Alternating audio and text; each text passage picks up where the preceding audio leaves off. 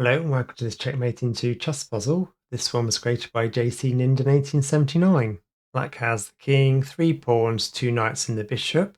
White has the king, a pair of knights, 2 pawns and the queen. It's white's turn. Can you see the checkmate in two?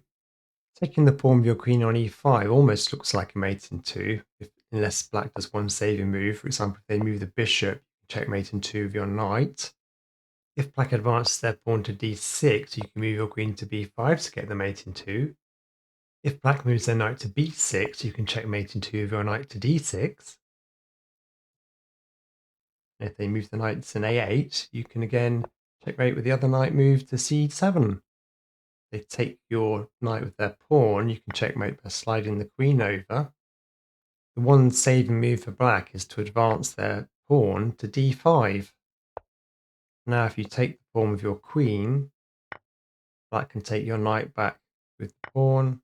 So now if you try to do the checkmate, the king has an escape square, and you can only mate in three by promoting your pawn to a queen.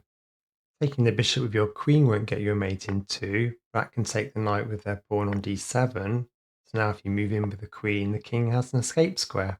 Moving your knight to g5 won't get you a mate in two unless black takes the knight with their bishop. So then you can move the queen to h8 to get the checkmate in two.